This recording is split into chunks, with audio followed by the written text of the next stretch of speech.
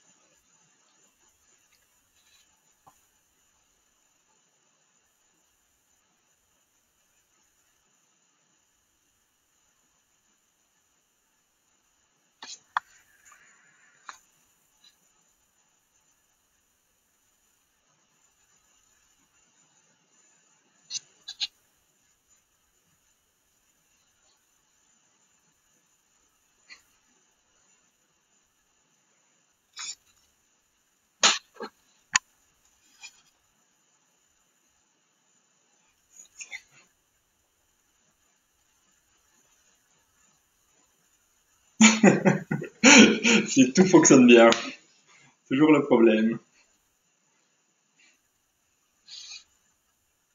Oui, c'est ça. Je viens de Belgique et je fais mes études ici pendant un an à Paris, à la Sorbonne 1, Paris 1.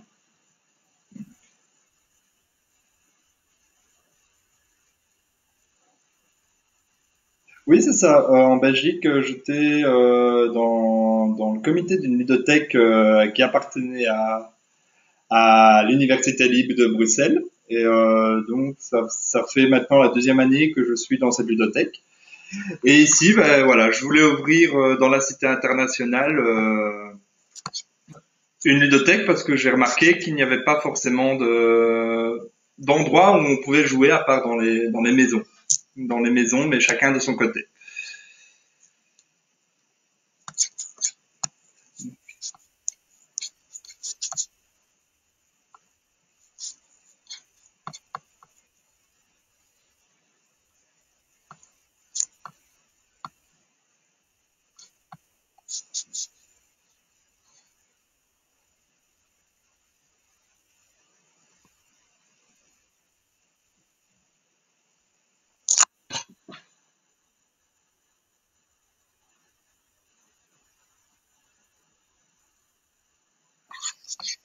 C'est ça. Excusez-moi Tanguy, je vous coupe un peu. Je vois que dans le chat, on ne vous entend pas. Donc,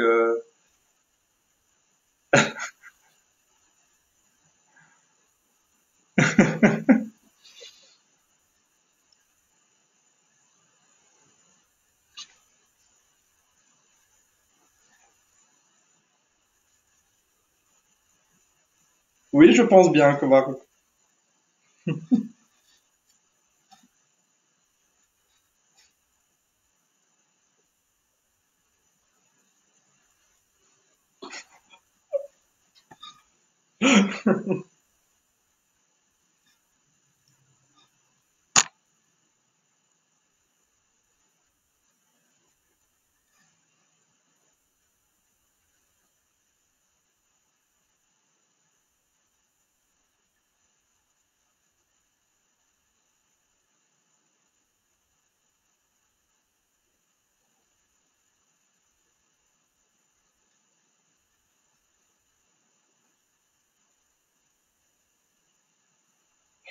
Si.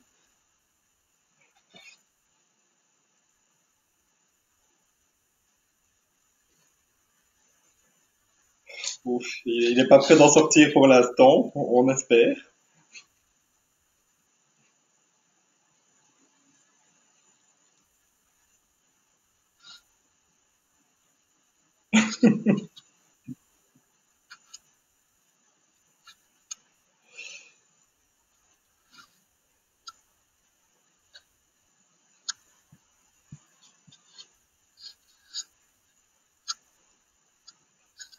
Bonsoir. Donc, bah, oui, c'est ça, je viens de Belgique, plus précisément de Bruxelles. Enfin, je fais mes études universitaires à Bruxelles, donc je passe ici un an jusqu'à fin juin à Paris 1. Je fais mes études à Paris 1 en histoire. Donc,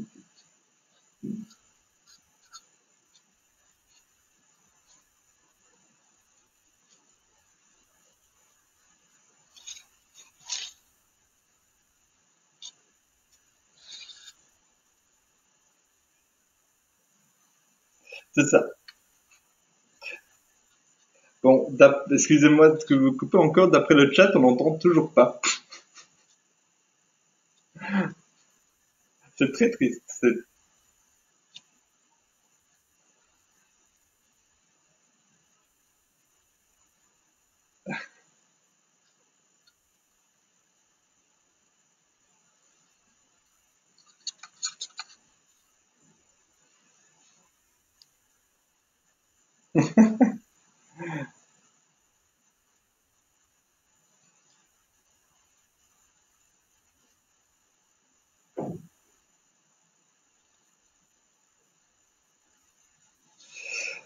Donc, bah, je vais présenter God of Ludo du coup, en espérant que, comme vous dites, que le problème de son va s'arranger.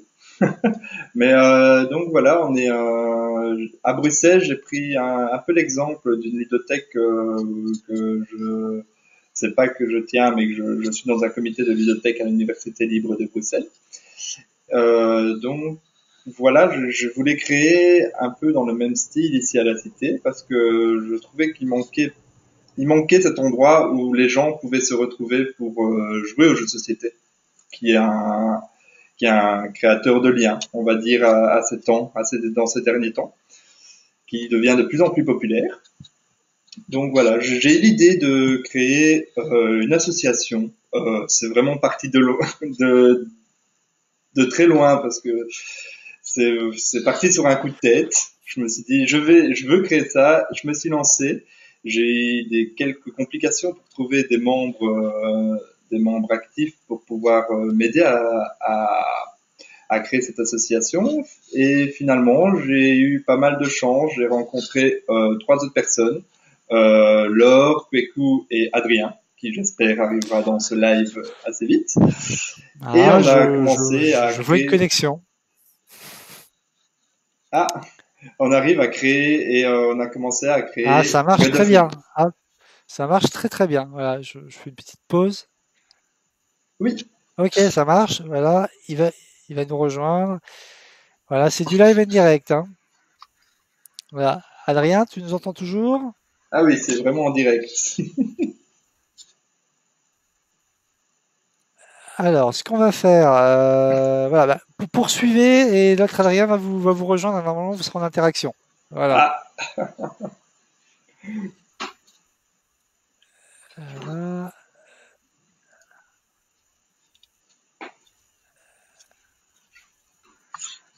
non.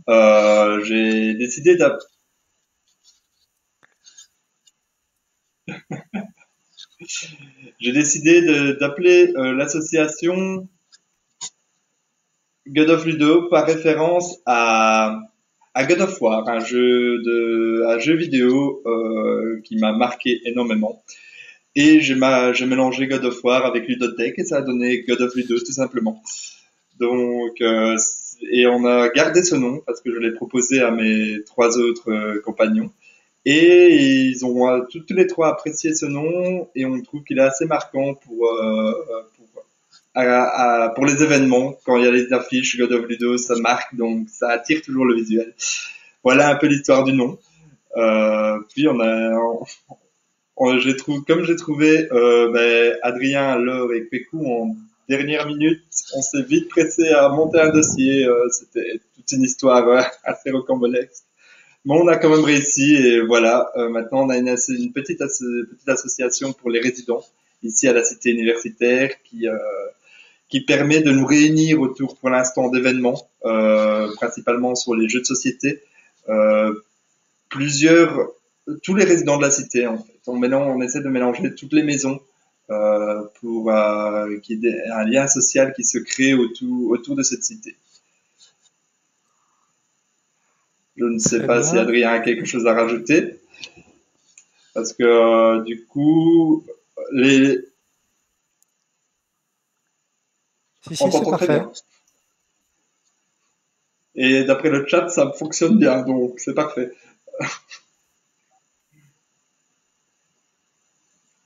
Mais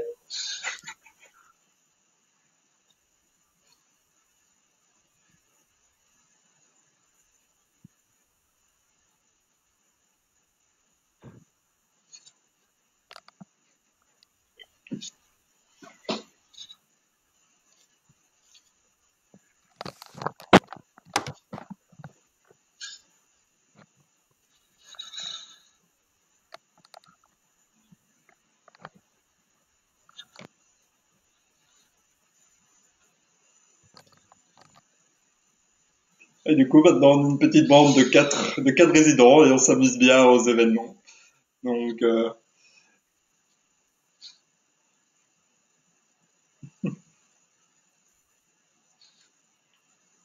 on essaie d'organiser au mieux les événements. Et Adrien nous a permis d'avoir un beau logo.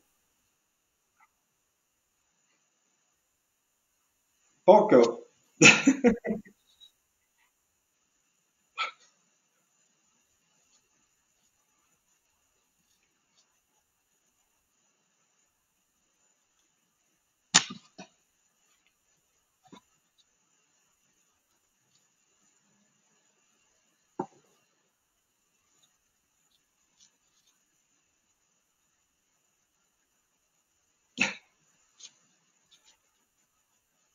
Grosse dédicace, surtout.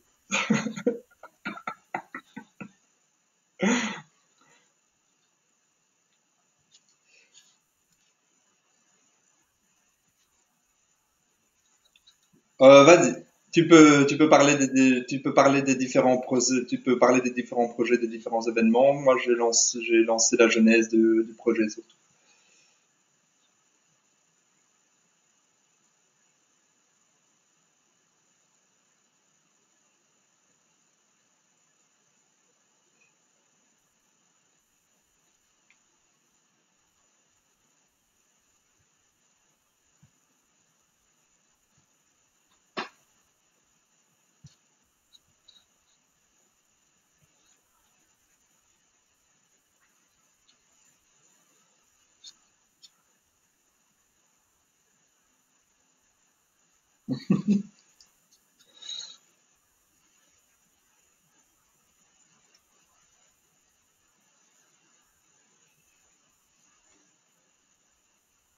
Ouais, ouais, ouais, une quinzaine à la fin, même s'il y avait le corona qui est un peu arrivé.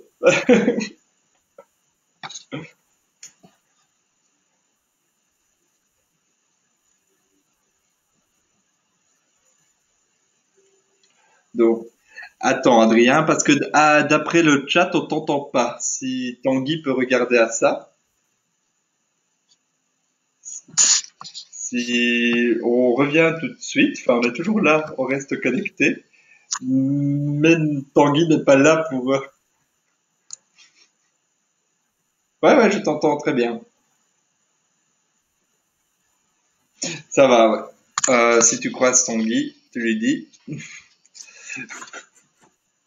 Donc, on va vous parler ici dans ce petit live, tout simplement. On va vous parler des différentes plateformes qu'on a mises. Je vais vous faire un petit topo des différentes plateformes qu'on vous a proposées pour les jeux de société. On va vous parler de différents coups de cœur de jeux de société d'Adrien et moi qu'on aimerait bien y rejouer avec vous et bien sûr aussi vous faire découvrir si c'est pas déjà fait. On va aussi vous parler des différents événements qu'on aimerait bien créer durant ce confinement au niveau de différents sites, surtout un site qu'on va vous proposer dans les commentaires. Et on va aussi vous parler des événements futurs quand, on dit bien quand, le confinement sera fini, qu'on aimerait bien mettre en place pour avoir le plus de personnes possible autour de jeux de société, parce que c'est quand même cela qu'on recherche. Et enfin, on finira par une petite conclusion, enfin, toute bien sympathique pour voilà, on finira une petite conclusion pour essayer, pour attirer les gens, ou même pas attirer les gens, pour montrer que God of Ludo est une belle association. Alors, donc pour commencer, on vous a proposé sur la page de God of Ludo, sur la page officielle. Je vous invite à aller voir si vous n'y êtes pas encore, si vous n'êtes pas encore dessus. En plus, nous avons un beau visuel et tout. On a travaillé ça, comme on dit couramment, on a fait ça le petits oignons. On a travaillé ça comme. Bon, donc, on vous a proposé plusieurs plateformes pour accéder à des jeux de société en ligne. Euh, Par exemple, surtout pour les loups-garous, le loup-garou qui a un énorme succès durant ce confinement et les problèmes de serveurs ont été résolus. Donc on peut de plus en plus jouer assez facilement sur le site officiel des loups-garous de Tierce-Lieu. Mais on vous propose aussi un autre petit site pour loup-garou qui est Wolfie et qui est un peu plus agréable au niveau visuel pour pouvoir y jouer. Effectivement, quand on joue, on a un visuel sur un petit village. Et on a un petit plus qui est la création d'un serveur privé que le loup-garou de Tierce-Lieu officiel ne permet pas forcément. Mais c'est pas forcément, Wolfie n'a pas forcément toutes les cartes que le loup-garou officiel possède pour pouvoir vous proposer de jouer. Mais voilà, les deux sont très bien. Pour le loup-garou de Tierce-Lieu, c'est très bien pour rencontrer d'autres personnes et on arrive facilement finalement à jouer avec les personnes qu'on a envie de jouer, même s'il faut un peu se dépêcher pour arriver dans le salon. Mais sinon, il est très bien pour faire d'autres rencontres, surtout durant ce confinement. C'est pas mal. Peut-être dans les résidences, si vous avez de la chance, ou hors résidence. Et pour Wolfie, il est très bien si vous voulez faire un salon privé pour pouvoir jouer entre vous. Je vous le conseille beaucoup plus que le Tierce-Lieu. En tout cas pour le privé. Il y a aussi le Happy Meeple et Board Game Arena, qui sont deux très bons sites qui proposent plusieurs jeux de société. Board Game Arena propose plusieurs, comme par exemple les Seven Wonders, Carcassonne, Love Letters. Qu'est-ce qu'il a d'autre aussi? Il a plein de jeux assez connus. Et ce qui permet très facile d'utilisation, assez intuitif. Les tables se créent facilement et on peut inviter très vite les personnes. Et ce qui permet de jouer à votre société. Petit bémol, c'est que certains jeux ne sont ouverts qu'en premium pour par exemple Seven Wonders. Mais si c'est un premium qui coûte 24 € par an, mais si quelqu'un l'a, tous les autres peuvent jouer. C'est ouvert. Il faut juste qu'une personne soit premium pour jouer avec vos amis. Donc, qu'est-ce qu'on vous a proposé d'autre? Je sais pas si Adrien m'entend pour me dire des petits conseils. Moi, je t'entends maintenant, mais je sais pas si les gens m'entendent en fait. Est-ce que vous entendez l'autre Adrien? C'est un jeu. C'est un escape game où il faut rentrer pour savoir nous entendre.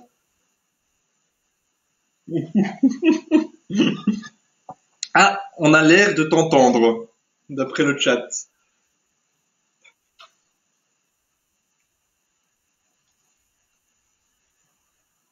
Et Board Game Arena.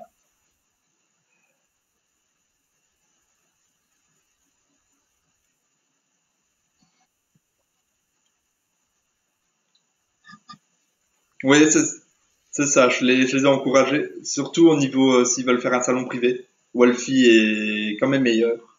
Donc, ça, je pense ils l'ont compris, si je me suis bien exprimé. Bon.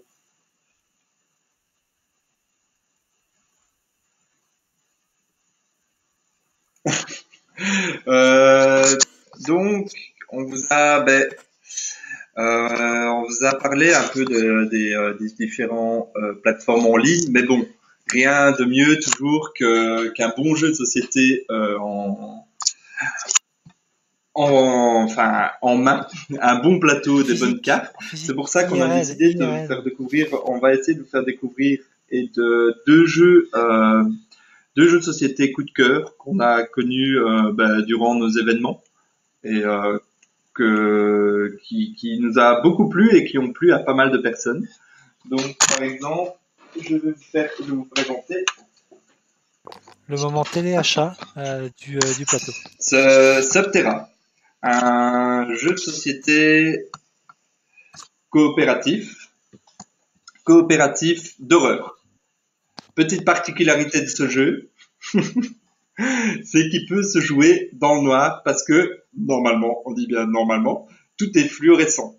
Toutes les pièces, les pions, les parties pour construire les routes sont fluorescents. Pour vraiment vous immerger dans le jeu en coopération. Pour vous immerger dans la coopération la plus totale parce que le script de ce jeu, c'est que vous pouvez jouer tout seul ou même jusqu'à 6 personnes. Vous êtes dans une grotte. Vous êtes, je ne sais pas si vous avez vu le film d'horreur avec les femmes qui sont coincées dans une grotte avec des monstres. Je ne retombe plus sur le nom de ce film d'horreur. Mais voilà, c'est un peu ce scénario-là. Vous êtes une équipe de spéléologues qui sont coincés dans une grotte et qui doivent y sortir. Jusqu'à là, pas de problème. Donc, on commence à un point de départ et au fur et à mesure, on fait des actions qui nous permettent de placer des chemins pour pouvoir accéder à la sortie, qui sera dévoilée plus tard, qui est dans les tuiles à la fin. Le problème, si ce n'était que ça, le jeu serait trop facile.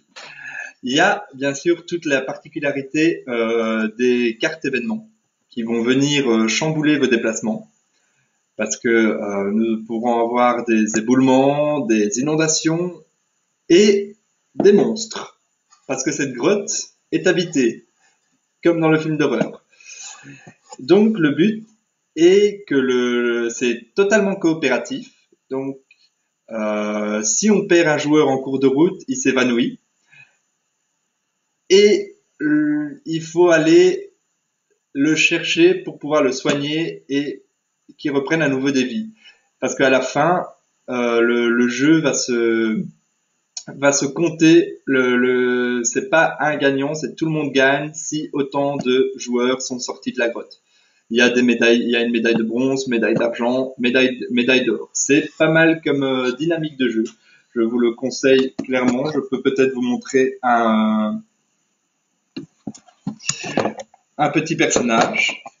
Donc vous voyez, ce sont des petites tuiles comme ceci, qui sont normalement fluorescentes, mais on n'a pas encore réussi à avoir quelque chose dans le noir. Mais d'après des photos que je vous en... oui, et c'est assez compliqué. D'après quelques photos que je vous enverrai sur le chat, c'est un très très beau jeu dans le noir, bien fluorescent. Le but, donc, comme je dis, c'est de ne pas perdre de vie. Parce que, par exemple, là, nous avons un rôle qui est le médecin. Il a 3 vies. 3 vies. Si c'est 3 vies, s'il arrive à la dernière vie, il s'évanouit. Jusqu'au moment où il y a les lampes torches qui sont votre temps. Et si cette lampe torche se casse, si vous perdez toutes vos vies, vous vous épanouissez pas, mais vous mourrez. Et à ce moment-là, plus de possibilités de pouvoir sortir de la grotte. Ce qui est la petite spécificité de ce jeu. Parce que les monstres, si vous êtes sur une tuile avec un monstre, vous perdez directement toutes vos vies. Si c'est pas encore pendant le jeu, tant mieux, on peut venir vous réanimer. Si c'est à la fin du jeu, si votre torche est cassée, on peut que prier pour vous, si on peut dire comme ça. Donc voilà, je vous ai présenté. Subterra, il est à entre 25 et 30 euros. D'accord. Pour la boîte de base, mais niveau prix, qualité-prix, il vaut largement le coup. Parce que les pièces sont jolies et ce côté fluorescent apporte beaucoup à ce jeu, même si on n'a pas réussi à le mettre en place parce que quand on faisait le jeu, on n'a pas forcément de lumière. Donc, mais clairement, je vous le conseille, comme on dit, je vous le conseille les yeux fermés. Ok. Oui, parce que petite subtilité de ce jeu, c'est qu'à force de mettre on jouait sur une petite table, à force de mettre les tuiles, le jeu devient de plus en plus grand. À la fin, la petite table n'a plus suffi. On a dû faire un système système D pour pouvoir tout reculer et continuer à jouer parce que c'était assez drôle. Donc, à prévoir avec une table moyenne, on va dire. Donc voilà pour Subterra. Je sais pas si Adrien a quelque chose à rajouter parce que je sais qu'il a énormément apprécié ce jeu aussi.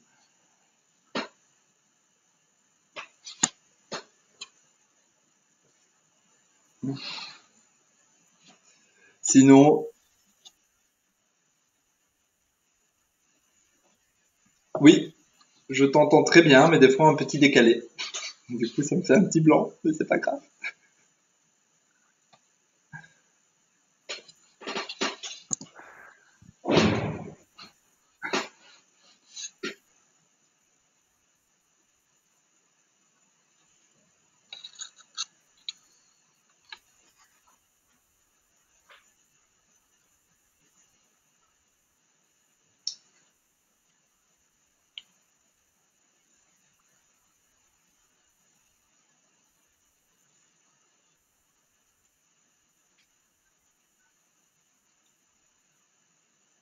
C'est assez stressant parce qu'on voit nos vies qui baissent beaucoup, très vite.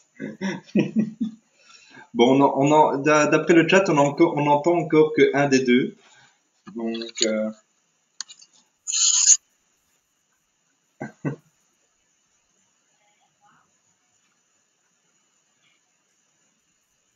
Ouais, ça c'est. donc, Adrien va revenir, il essaie de se reconnecter, de connecter, vive la joie des Wi-Fi en résidence. Donc, voilà, donc je vous ai parlé de ce coup de cœur. Maintenant, Adrien, en espérant que vous pouvez l'entendre, va peut-être vous parler de ce compte de cœur à lui qu'il a découvert, qui est un jeu qui est sorti assez récemment et qu'il a découvert avec God of Ludo, qu'il a pu le tester avec les joueurs de God of Ludo. Un très beau jeu que vous sûrement vous devez connaître et qui est commun à tous. Bon, on va pas se le cacher. L'univers est commun à tout le monde. Si vous ne connaissez pas, c'est que votre enfance était dans une grotte. Il va vous faire découvrir, il va un peu vous parler très vite, comme pour Subterra, de Villainous, le jeu de plateau des méchants de Disney. Donc, Adrien? Oui. Ah, parfait. Ah, c'est bon, on m'entend cette fois-ci? Oui. Enfin, maintenant, il faut que le chat comprenne. Oui, mais ça, c'est le problème depuis le début, en fait, j'ai l'impression. Donc, je leur ai introduit ton jeu que tu veux présenter, qui est Villainous. Oui, bah je vais le faire, Oui, et puis au pire, Adrien, enfin, si jamais ils m'entendent pas, tu vas devoir répéter tout ce que je dis, en fait. Ok. Ça marche d'après le chat. Ok, tant mieux. Donc, bah du coup, pardon pour les interruptions, c'est vraiment un problème de matériel, j'ai l'impression. Le jeu que je voulais vous présenter, en fait, s'appelle, c'est un de mes coups de cœur, dont j'ai entendu parler comme ça, au détour d'une conversation avec une amie. Et le jeu s'appelle, je sais pas si vous arrivez à voir, si là ça allait un peu. Non. Ah voilà. Villainous. Et donc c'est un jeu en fait dans lequel on va jouer les méchants. Hop, voilà. Les méchants de Disney. Et c'est un jeu qui est plus compétitif. Parce que le but en fait c'est d'incarner un des méchants Disney. Alors c'est entre Maléfique, la Reine de Cœur, le Capitaine Crochet, le Prince Jean et Jafar. Et à partir de là, en fait, on a des objectifs qui sont incompatibles et il faut qu'il y ait un seul qui gagne. Et c'est un jeu qui est non seulement très drôle, mais qui est aussi très très beau. Enfin, vraiment en termes de design, je vais essayer de vous montrer un peu. Ça ne va rien. En termes de pièces, enfin, tous les jetons sont extrêmement jolis. Chaque méchant a son propre jeton. Ce qui est vraiment un travail incroyable pour ce genre de jeu. C'est aussi un jeu qui a plusieurs niveaux de complexité parce que tous les personnages n'ont pas les mêmes objectifs. Donc vous avez des objectifs qui sont simplement accumuler le plus de points, par exemple. Vous avez aussi des objectifs qui sont vous débarrasser d'un héros. Par exemple, si vous jouez le capitaine Crochet, votre but c'est de tuer Peter Pan. Et pour ce faire, vous devez, à partir de différentes cartes d'action, le faire passer de la carte, de la case où il est caché jusqu'à votre navire pour le tuer. C'est quoi d'autre encore là-dessus?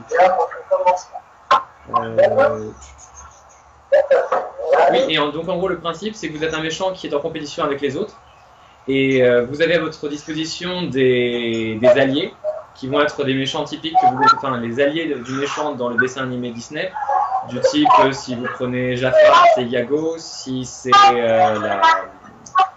la sorcière de la petite sirène, ce sont ces deux Murennes. Et de l'autre côté, vous avez une pile de cartes qui sont en fait vos ennemis, les ennemis propres à chaque méchant du film Disney. Et ce qui va se passer, c'est que lorsque vous allez vous approcher un peu trop d'un objectif, les autres joueurs, qui sont en fait vos rivaux, vont réussir à déclencher des calamités contre vous, des fatalités précisément, en invoquant précisément les héros du film. Donc par exemple, si pour Jafar, votre adversaire va invoquer Aladdin. Donc voilà. Et je crois que c'est tout en termes de présentation pour celui-là. Donc oui. tu peux reprendre la main. Ça va. Donc on t'entend, mais je vois sur le chat qu'on m'entend deux fois. C'est pour ne pas m'avoir entendu plus tôt en fait. Du coup, c'est pas mal. N'est-ce pas? Donc, j'ai découvert on a découvert, Godot a découvert un petit site bien sympathique qui n'a pas été encore partagé sur notre site. Mais qui va l'être. Parce que tout simple. Mais qui va l'être. Ouais, mais qui va prochainement très vite l'être. C'est un petit site qui vous permet de jouer, si on peut appeler ça jouer, à un livre dont vous êtes le héros. Je ne sais pas si vous savez un peu le concept des fameux livres où vous êtes le... Adrien aime bien ce genre de livre, il peut... comme moi, j'ai jamais réussi à passer les premiers chapitres. J'ai dû en réussir un à un moment et ça m'a donné envie de continuer, c'est tout. Donc, ce site est très bien fait. On va vous le proposer parce que c'est un site qui propose une histoire qui est séparée en 9 campagnes.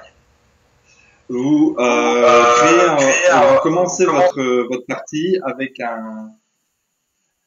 un personnage où vous pouvez choisir entre 10 pouvoirs, 5 pouvoirs. 5 pouvoirs particuliers qui peut amener votre personnage surtout à du corps à corps, à du guerrier ou plutôt à de la magie. Et là, vous commencez votre aventure. Bon, je vais pas vous spoiler parce que de toute façon, je n'ai pas dépassé les 3 premiers chapitres de la campagne 1.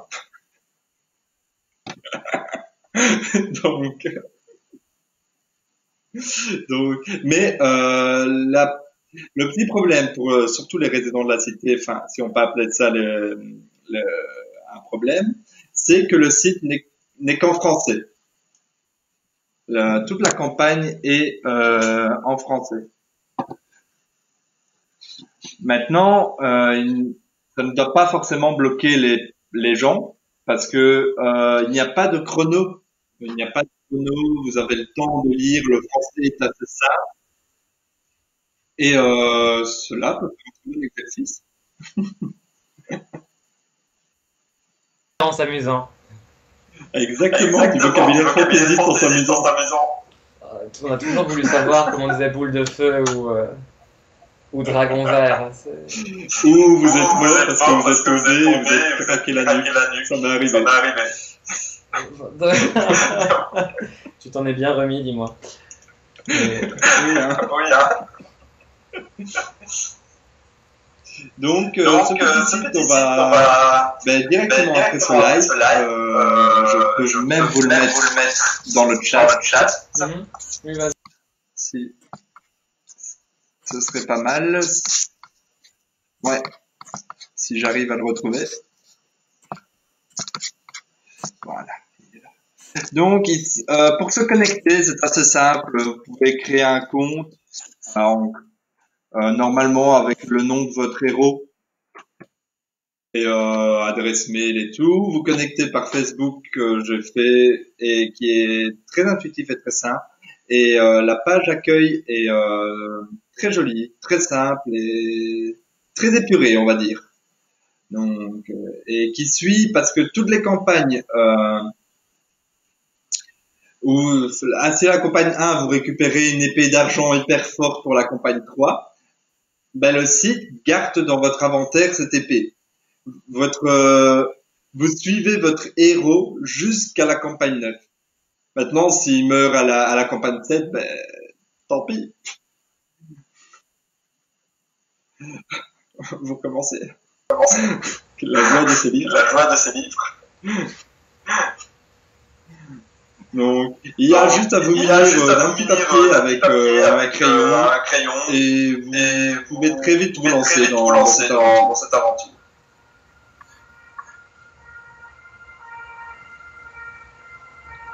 Ok. Donc, voilà, je pense que s'il n'y a rien à rajouter pour ce site, je pense qu'on a fait le tour, il y a pleuré, parce qu'il n'y a plus forcément rien à dire.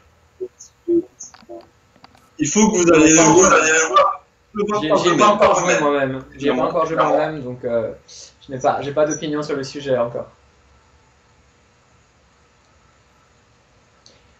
Mais du coup, éventuellement, j'enchaîne avec un deuxième coup de cœur.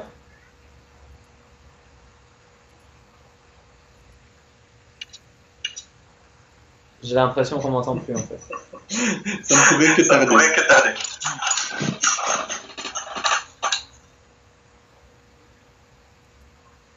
Ouais, vas-y, tu peux enchaîner avec ton deuxième. Mais vous m'entendez ou pas? Parce que j'ai l'impression que ça oui. C'est bon, on n'a pas changé de dispositif. Donc okay, bon. Toujours est-il, le deuxième coup de cœur, enfin le troisième en fait dans l'ordre je crois, c'est un autre petit jeu qui s'appelle Galerapagos. Et il a une particularité, c'est qu'en fait la plupart du temps dans les jeux qu'on va vous présenter, que vous avez trouvé dans le commun, c'est plutôt on va vous dire c'est du collaboratif ou du compétitif. Mais c'est assez rare de trouver un jeu qui est dans l'entre-deux. Et celui-ci, Et celui-ci a une particularité, c'est qu'il a un sous-titre qui dit Galerapagos, le jeu coopératif, mais pas trop. Et ce qui est assez amusant, c'est qu'en fait, le concept est que vous êtes une bande de naufragés sur une île déserte et que vous avez un nombre de jours avant qu'un énorme ouragan se déclenche et en fait n'empêche toute possibilité de s'enfuir.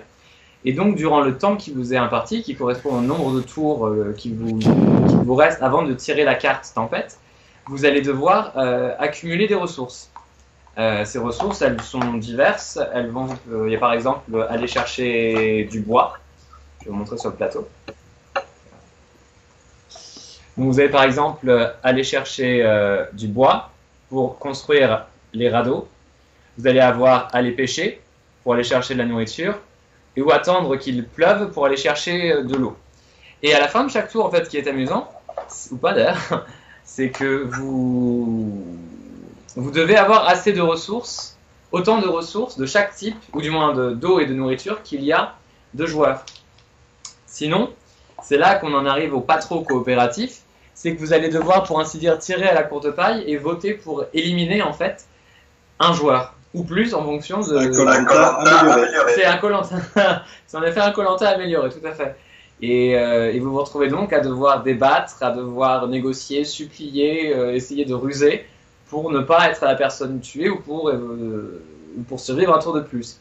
Sachant que en début de tour, vous aurez reçu une main de cartes, donc, je sais plus, entre 5 et 7 cartes, je crois.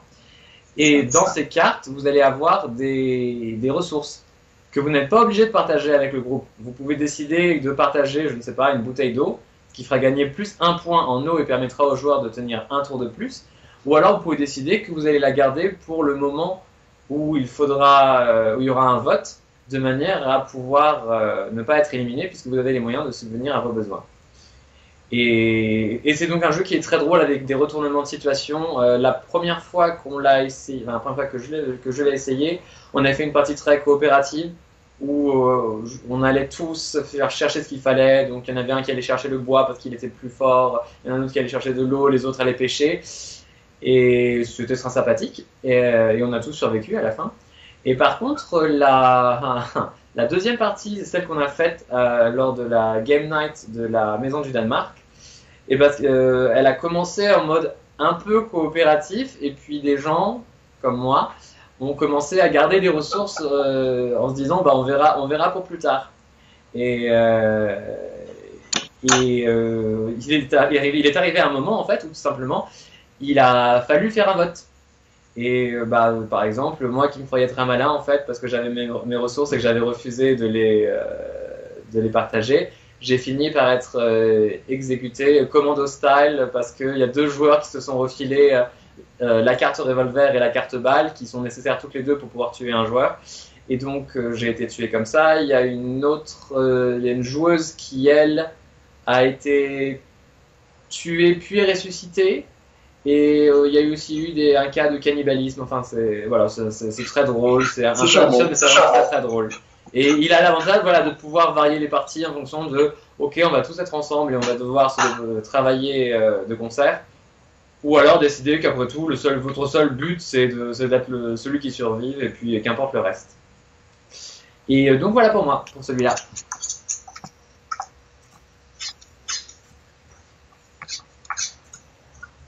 Oui, il y a une énorme rejouabilité sur ce jeu. Et moi, je me souviens d'une partie où, on était là, on allait très vite partir. Il n'y avait pas de problème.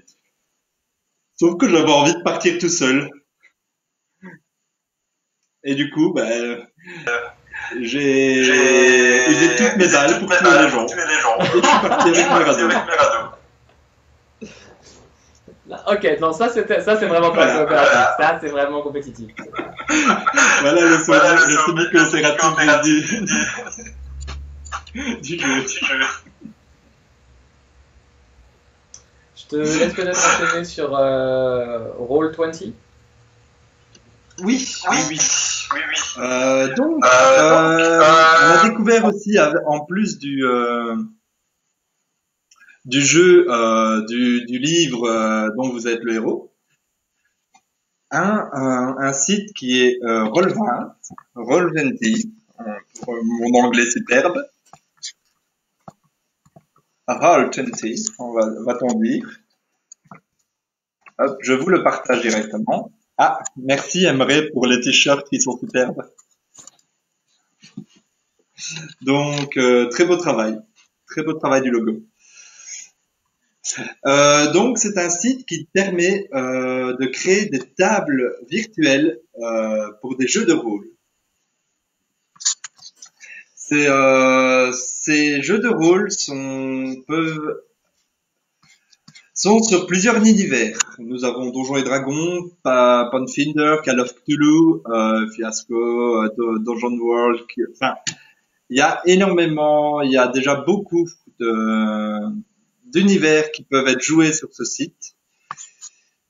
Je le conseille énormément aux maîtres de jeu qui sont assez expérimentés, parce que le site est déjà en français, mais c'est semi-français anglais. Ça, il ne doit pas avoir de problème. Mais c'est assez compliqué à monter une table virtuelle, si on peut dire compliqué. On va dire que ce n'est pas intuitif dès le début. Du coup, c'est pour ça que je pense que ça se destine, en tout cas, à des maîtres du jeu qui ont vraiment l'envie de créer et de partager leur campagne à d'autres joueurs qui peuvent s'ouvrir parce que c'est online, donc des joueurs inconnus peuvent les rejoindre comme un jeu de rôle normal, en fait, un événement de jeu de rôle tout à fait normal. Ou alors vous pouvez créer votre salon privé qui est assez bien fait. euh, parce que les joueurs peuvent venir et comme une vraie table, il y a la possibilité de mettre les webcams. C'est tout mignon. On voit la tête de tout le monde autour de la table et la table virtuelle qui est bien faite, ce qui permet aux joueurs d'avoir en plus un visuel sur le monde qu'invente le maître de jeu. Parce que le maître de jeu peut agencer sa table pour essayer de mettre d'autres, enfin des images, des animations, par exemple. J'ai vu qu'il y en avait un qui faisait, qui avait mis des images de gobelins sur sa table pour montrer où étaient les gobelins, comment ils avançaient. Au moment où c'est son tour, il les avance, il fait les attaques. C'est bien animé et ça permet à des joueurs qui n'arrivent pas forcément à s'imaginer un jeu de rôle sur papier, qui n'arrivent pas à s'imaginer l'univers même du jeu de rôle, parce que il y en a qui en sont incapables et je peux tout à fait comprendre. Ça permet d'avoir vraiment ce visuel sur ce jeu de rôle et de avoir une possibilité de s'immerger beaucoup plus facilement. Voilà, donc vous pouvez en tant que joueur débutant de jeu de rôle aller totalement dans une des tables qui est faite pour ça, qui est faite pour les joueurs débutants. Il y en a, ça existe, il n'y a pas de problème, il ne faut pas avoir peur du tout et c'est le bon moyen pour faire connaissance et avoir ça peut créer un bon groupe. Parce que dans les jeux de rôle, il y a bien sûr les campagnes qui peuvent durer quelques mois, voire des années. Ça, j'en connais quelques-unes ça fait 2 ans qu'ils sont sur leur campagne. Et c'est pas mal parce que c'est une très belle campagne. Ou alors, vous avez des jeux de rôle qu'on appelle les one-shots, qui se font en une soirée. Bon, pas 1 heure ou 2, une soirée de quelques heures, de 3, 4, voire 5 heures. Mais c'est tout aussi haletant, on va dire. On est pris dans l'histoire. On peut dire qu'on est beaucoup plus mis dans cette histoire et on a l'envie de continuer et de finir jusqu'au bout ce one-shot. Et c'est ce qu'on va peut-être essayer de proposer par God of Ludo. C'est si bien sûr dans nos 10 viewers, on a quand même 10 viewers, ça ne dit rien. Si dans nos 10 viewers, il y a un MJ caché parmi vous, qui n'a pas peur de créer une petite histoire ou quoi que ce soit pour faire plaisir, ou qui connaissent des MJ dans leur entourage, on va dire ça comme ça, mais God of Ludo les recrute. Donc, on aimerait bien faire un petit événement où on va pas peut-être créer des campagnes, à part si le MJ est vraiment motivé et qu'après confinement ça continue. Mais on aimerait bien faire des sortes de one-shot, des one-shot clairement, pour une soirée, amener le plus de résidents autour de la table. Un bon one-shot, il faut minimum au moins 3 à 4 personnes et maximum, ça ne peut pas dépasser les 6. Sinon, c'est ingérable, surtout déjà rien que dans la vraie vie, un one-shot à 6 personnes, c'est déjà compliqué. Mais alors, par le biais d'Internet, ça doit pas être facile. Donc, on aimerait bien mettre ça en place. Maintenant, en espérant qu'il y ait des maîtres du jeu qui nous contactent. Et tout ça, de toute façon, sera mis sur la page, partagé sur la page God of Ludo. Et voilà. Je ne peux dire que MJ, si vous êtes là, venez à nous. Venez créer votre univers. Nous le partagerons volontiers parmi tous les joueurs. Voilà, je pense que j'ai dit les particularités pour Roll20. Adrien, je pense qu'on a fait le tour. Oui, je pense que c'est bon. Enfin, tu peux peut-être enchaîner avec ton prochain coup de cœur. Oui, mes coups de cœur, ce sont tes petits coups de cœur. Mes petits coups de cœur, exactement. Il y en a Pour ceux qui sont venus à la dernière à la dernière game night avant le confinement, malheureusement, ils ont pu connaître ces deux petits jeux. J'arrive tout de suite.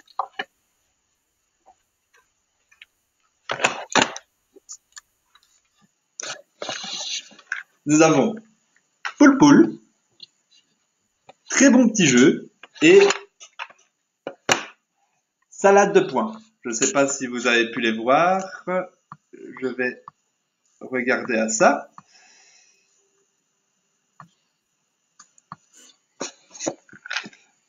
Alors, ces petits jeux, c'est toujours du compétitif, on va pas se le cacher.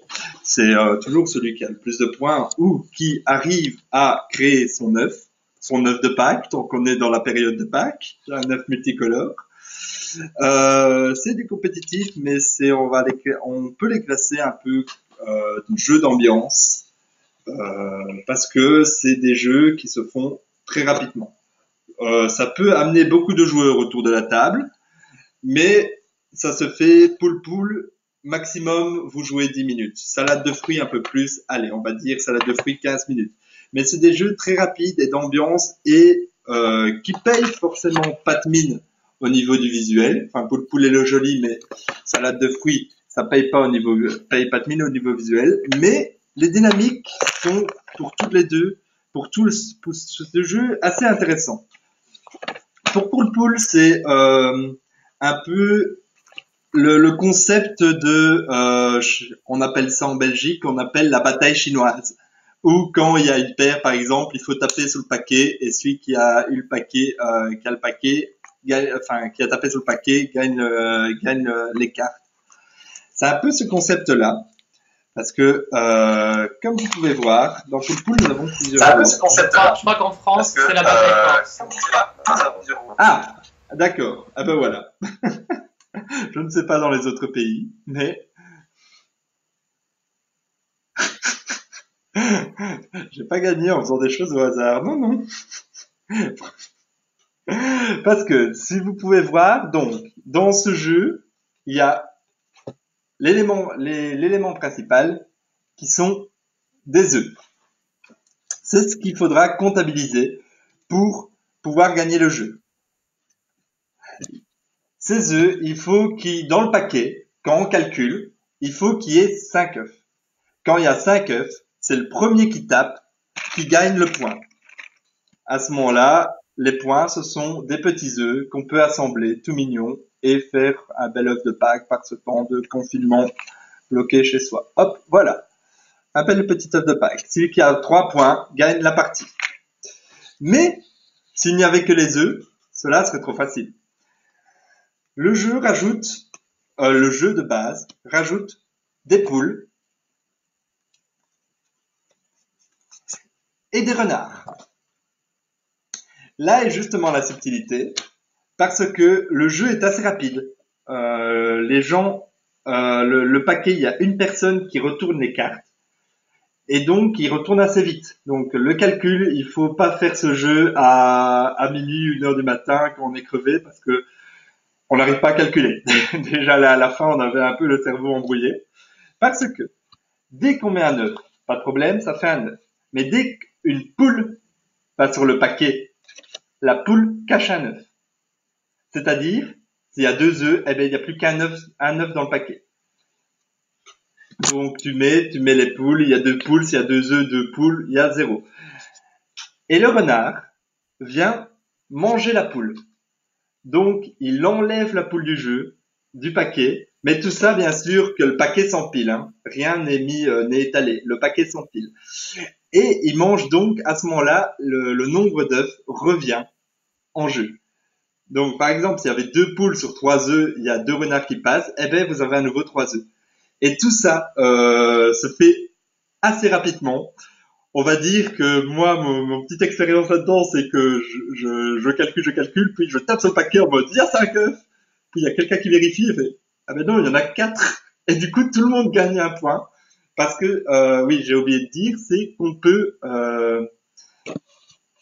contester les 5 œufs d'une personne. Du coup, si j'ai tapé et qu'il y a 5 œufs, que je dis il y a 5 œufs, Et il fait, ah ben non, il n'y a pas 5.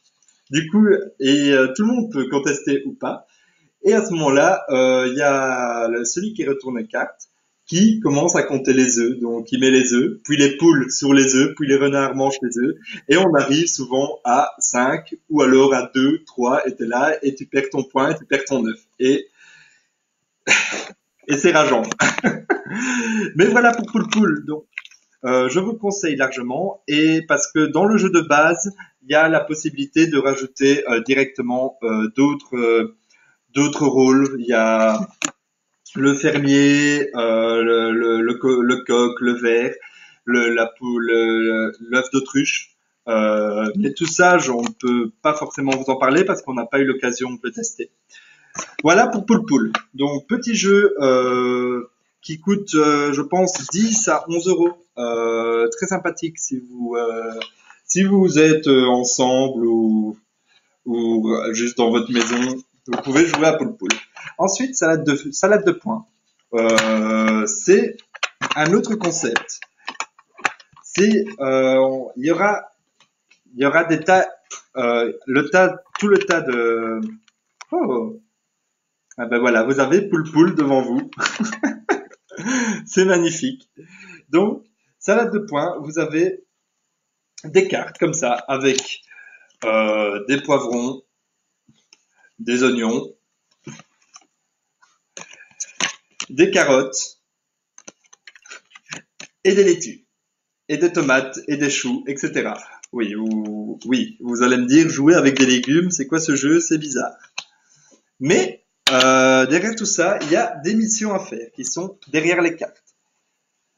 Ces missions rapportent des points à la fin de partie. Par exemple, celle-ci, c'est le plus grand total de légumes par rapport à tous les joueurs, vous rapporte 3 points en fin de partie. Le but du jeu est, comme tout jeu compétitif, d'avoir le plus de points à la fin du jeu. Les points s'obtiennent, comme je vous l'ai dit, avec ces petites missions qui doivent être piochées.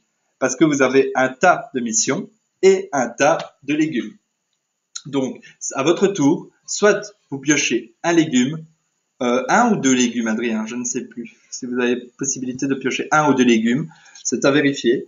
Ou alors une mission. Mais la petite particularité du truc, c'est qu'il est beaucoup plus stratégique qu'il y paraît. Parce que même si c'est un concept simple avec ta salade de légumes, il faut, si tu vois que tu n'arriveras pas à avoir les points qu'il faut pour dépasser un joueur, il faut à ce moment-là penser à le bloquer et peut-être faire des alliances si vous allez un peu plus loin, dans le jeu, pour bloquer le joueur, c'est-à-dire lui prendre les missions qui pourraient lui rapporter les points, ou alors tout simplement lui voler des légumes devant son nez. C'est le jeu et c'est tout. Et à ce moment-là, c'est plus stratégique parce que vous devez penser à faire vos missions, mais en même temps à faire votre plus belle salade de légumes en fonction des missions des autres, qui doivent être bloquées ou tout simplement vous faites votre plus belle salade. Voilà, c'est 2 petits jeux d'ambiance que je vous conseille fortement et tous les 2 coûtent pas plus cher, 10 euros, ça varie entre 10 et 11 euros. Donc, et ils se trouvent facilement en grande surface. Ils sont assez chouettes. Voilà pour mes 2 derniers jeux coup de cœur. Je pourrais vous parler bien sûr de Sight, qui est un jeu expert de plein de jeux, mais je pense que je pourrais vous en parler à la fin si on a encore le temps, si vous êtes intéressé. Sinon, on va passer à un autre point. Qui je ne sais plus c'est lequel. On va rapidement parler en gros maintenant des nouveaux jeux qu'on avait. Parce qu'à l'origine, on devait faire un événement avec la Maison du Liban. Et puis le confinement est entré en place. Mais donc on va rapidement présenter quelques-uns des jeux pour notre prochain événement qui du coup aura lieu malheureusement après le confinement. Et puis ensuite on aura quasiment fini. Tu les as sous la main? Peut-être commencer. Moi, je vais vaguement commencer sur l'un d'entre eux parce que c'en est un qui me fait très envie depuis que je sais qu'il existe et qui s'appelle Betrayal at the House on the Hill. Alors, malheureusement, je n'y ai pas joué, mais j'en ai vu, j'ai vu des gameplays. Et en gros, l'idée est qu'il y a quelque chose comme une trentaine de scénarios, je crois. Et chaque scénario est unique. Et c'est un jeu de tuiles, un jeu de domino. Donc en gros, vous commencez sur une carte, et puis vous allez explorer de carte en carte, et ça rajoute des tuiles, ce qui fait qu'à la fin, vous avez la carte de cette maison hantée. Et vous commencez en gros en étant un personnage avec une personnalité et pas plus d'objectifs que survivre en gros. Sauf que vous avez différents points, des points de santé, des points d'équilibre mental et ainsi de suite. Et peu à peu, vous allez perdre ces points. Voilà, vous allez peu à peu prendre des pénalités, ou des bonus d'ailleurs, en fait ça n'a pas d'importance. Et ce qui va se passer, c'est qu'à un moment, une certaine condition va être remplie. Et soudain, le scénario, qui était simplement un jeu d'exploration, va s'arrêter. Et les joueurs vont être séparés, physiquement séparés, pour pouvoir lire le scénario qui correspond à leur personnage. Parce qu'à partir de là, il y en a un qui va jouer un traître, et son but, c'est de se débarrasser des autres, souvent, et de remplir un objectif secret, tandis que les autres doivent tenter de s'échapper de la maison ou d'empêcher son objectif. Et donc c'est un jeu qui mêle un peu une espèce de situation de film d'horreur classique, mais aussi le côté Lovecraft, avec aussi un côté très simplement assez comique dans l'horreur. Oui.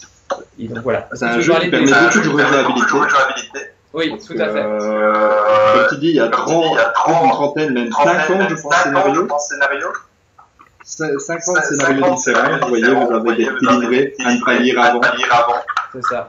Et qui sont eux-mêmes différents parce que les cartes qui vont sortir ne seront pas forcément les mêmes. Donc vous n'aurez jamais deux parties identiques. Même avec un scénario identique. Exactement. Bon. Parce que le traître, il me semble, est défini en fonction de la dernière carte qui a été jouée. Voilà pour Betrayal at the House on the Hill. Voilà, exactement. Désolé pour mon accent. Génial. Un jeu qui, c'est la boîte. Un jeu qui nous a été beaucoup recommandé. C'est Horror. Semi-coopératif Horror.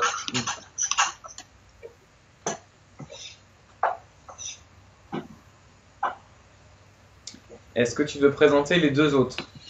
Ou juste un, selon donc, ce que tu veux. Donc, moi j'aimerais bien présenter, dans un autre univers, totalement un autre univers, plus l'univers fantastique on va dire de Tolkien, c'est Nick d'Avenir. Très belle boîte déjà. Nous avons là un design de boîte qui quand je l'ai vue, j'étais bouche bée. Elle est très très jolie. C'est le but est très simple et très drôle en même temps. C'est vous êtes un commandant et il y a eu ces derniers jours des événements qui se sont produits et qui ne sont pas normaux et c'est la libération des dragons par le père des dragons, Fafnir, qui s'appelle, il a un beau petit nom. Et le but est d'alors de construire son armée. Qui ira combattre ce dragon? C'est une armée de nains parce que c'est un dragon voleur qui veut voler le plus d'or possible et du coup il veut aller voler en premier les nains et après les magiciens. C'est d'après le script. Donc le but du jeu c'est compétitif. C'est celui qui aura le plus de points dans son armée qui ira combattre les dragons. Et comment aller recruter des nains? Dans les bars. Parce que tout le monde sait que les nains se trouvent dans les bars après le boulot. Donc vous avez à ce moment-là plusieurs choix possibles de nains. Vous avez les nains, les forgerons, vous avez des nains chasseurs, des guerriers, des mineurs et des explorateurs. Tous ces nains ont des spécificités différentes pour calculer les points. Qui sont expliqués plus tard. Je ne vais pas rentrer dans les détails, c'est juste pour le présenter. Et vous avez aussi plus tard vont arriver les héros. des héros qui ont tous des spécificités particulières que, comme je dis, je ne vais pas rentrer dans les détails forcément. Tous ces nains ne sont pas achetés par des bières, bien sûr, mais sont achetés avec des pièces d'or pour pouvoir payer leur bière, si on veut être comme ça. Donc, vous avez tout un tas de pièces d'or, de plus en plus, qui, dans des actions, pourront choisir les pièces d'or. Donc voilà, vous avez plusieurs nains qui sont dans plusieurs tavernes, toutes avec un insigne différent. Que je trouve justement le visuel de ce jeu magnifique, parce que tout est détaillé. Tous les nains sont peut-être les mêmes, mais les cartes sont magnifiques. Voilà, c'est le concept qui m'a assez plu dans l'idée de créer son armée et pas forcément d'après aller tuer le dragon ou quoi que ce soit. C'est le fait d'aller recruter. En fait, c'est un jeu de gestion de management un peu. Tu recrutes votre armée. Donc voilà pour Nidavellir. Très très bon jeu, un peu fantasy nordique. Pour tous ceux qui aiment l'univers un peu de Tolkien, je le recommande grandement et on vous tient au courant dès qu'il est essayé après le confinement.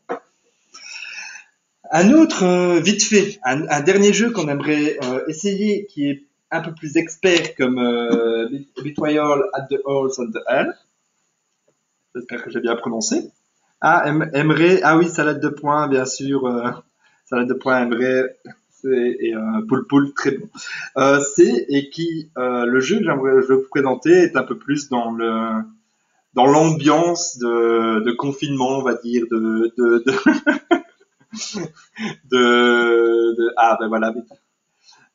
l'ambiance un peu de confinement.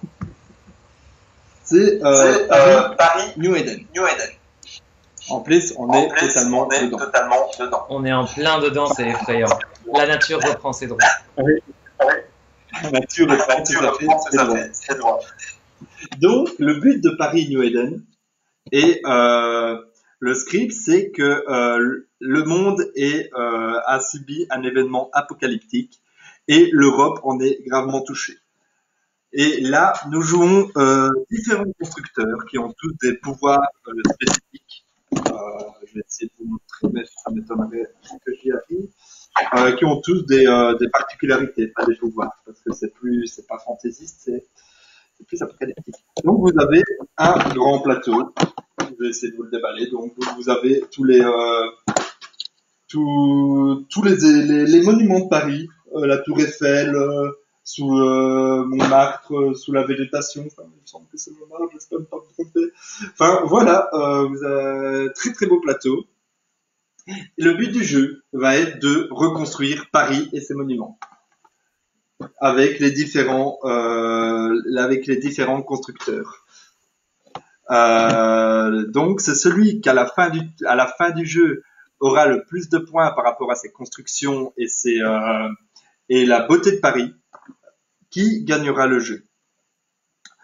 Clairement, il m'a tapé dans l'œil parce que il y a toute une dynamique de construction qui est tout à fait banale dans beaucoup de jeux, mais ils rajoutent, ces constructions se font avec des dés.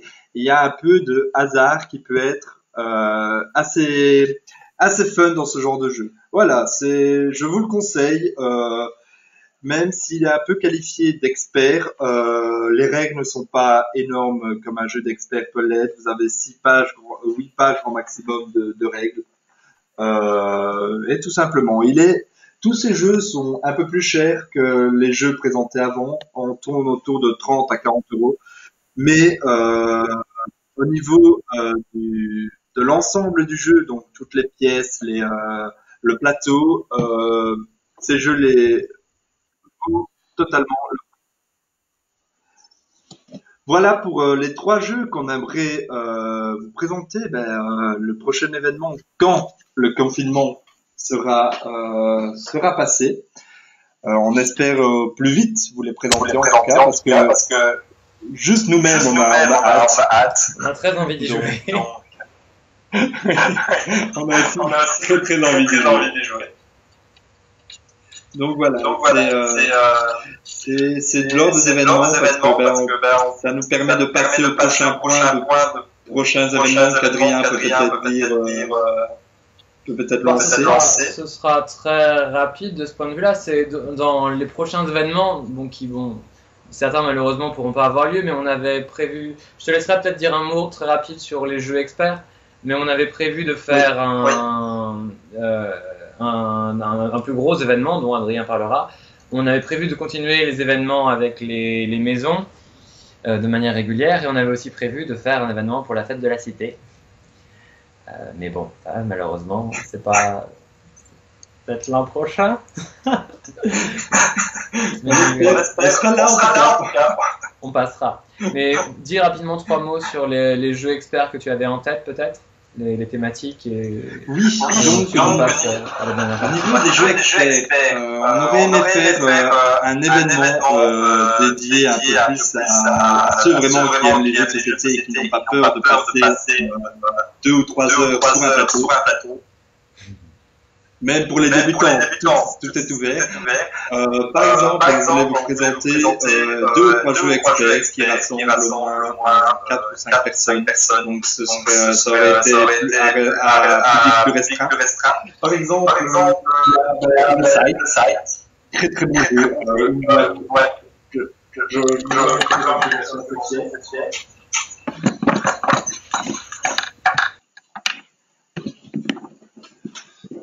Donc voilà, le magnifique jeu expert, jeu qui mélange gestion de ressources, popularité, guerre qui n'est pas officiellement obligatoire pour gagner, où il faut se lancer dedans. Vous vous lancez dedans, vous êtes parti pour 2h30, 3 heures de jeu. Mais nous avons un visuel énorme des figurines qui peuvent bon, je vais pas vous le présenter, sinon je vais partir pour une demi-heure parce que j'adore ce jeu. Donc voilà. Donc Site, on avait aimé vous présenter et on espère Concordia Venus, qui est plus un jeu de gestion. Il me semble, je n'y ai jamais joué. C'est notre compère Quick qui a beaucoup plus joué à ce jeu. Maintenant, il me semble que c'est beaucoup plus dans la gestion de ressources et de construire sa cité, sa population. Tout à fait. Non. Donc voilà, il y a un troisième jeu qu'on n'aurait pas encore décidé, mais on aurait aimé ce genre d'événement, et on espère après le confinement s'il ne finit pas si tard que ça. On va rester petit, Adrien, c'est le week-end quand même.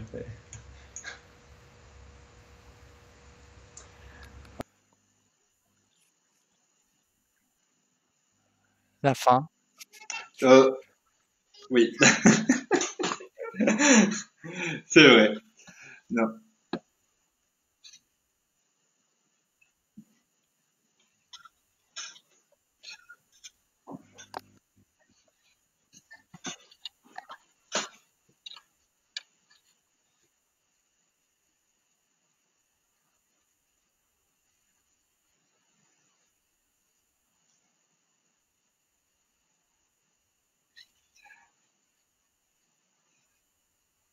Oui.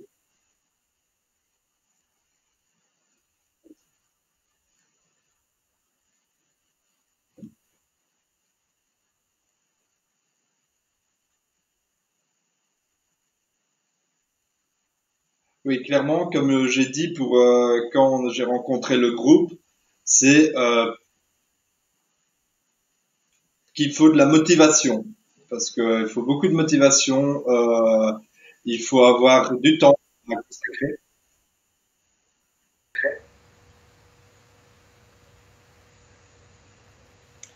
Oui. Apparemment, on m'entend pas, Adrien, donc termine.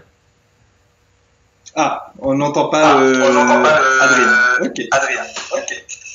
Donc, voilà. Je vais juste reprendre tout le début, vite fait le début, c'est que un projet de la cité universitaire, le gros problème, c'est la reprise qui continue à vivre les années précédentes, les années suivantes. Surtout qu'on a un projet On a déjà des projets futurs parce que pour faire évoluer ce projet, qu'on conseillera aux autres parce que chacun apportera son pierre à l'édifice.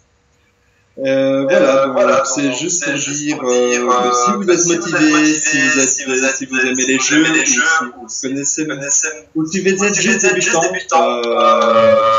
parce que je sais que Laure, Rien n'ont pas forcément beaucoup l'occasion de beaucoup jouer, mais c'est ça.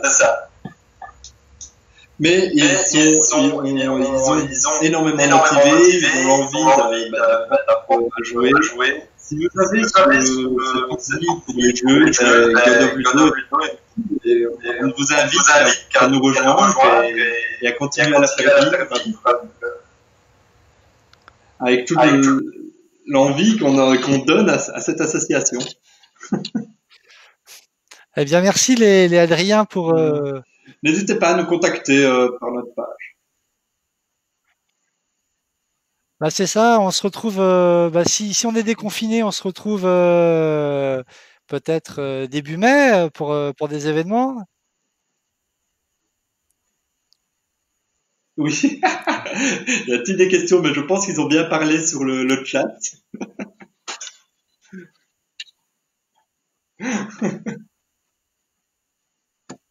Ouais, ben il y a des gens qui disent que notre t-shirt est très joli, que Salade de poing c'est très cool, que sur Poul Poul j'ai fait des choses au hasard et que j'ai gagné.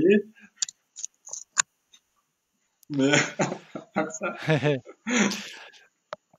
Eh bien, merci en tout cas à vous deux pour toute cette présentation. Merci de vous être prêté à ce jeu de la présentation live, de la tentative technique. Je vois que...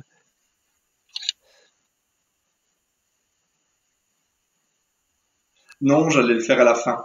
C'est vrai que j'ai pas dit. On remercie bien sûr la cité Le Fir qui sans eux God of Ludo n'aurait pas pu voir le jour pour aider les résidents à se retrouver autour de jeux de société, tout simplement.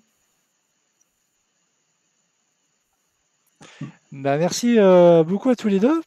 Eh bien, voilà, encore de nouveaux bugs techniques en perspective à corriger. Voilà, on essaie de s'améliorer à chaque fois, c'est toujours la surprise. Et puis, eh bien, on se retrouve prochainement pour de nouvelles aventures, déconfinées, là, des soirées, des rencontres, du jeu. Et puis au plus tard au Forum des résidents en septembre, hein, septembre-octobre, puisqu'on est visionnaire et motivé. Ça va. Ben, on espère que le déconfinement va se faire au plus vite. Ok, merci beaucoup les deux Adrien. Désolé pour ces merci à tout le monde. De son. J'espère que nos auditeurs visionneurs auront pris du plaisir et découvert des choses. Et puis à vous deux que vous aurez apprécié l'exercice malgré les petits aléas techniques.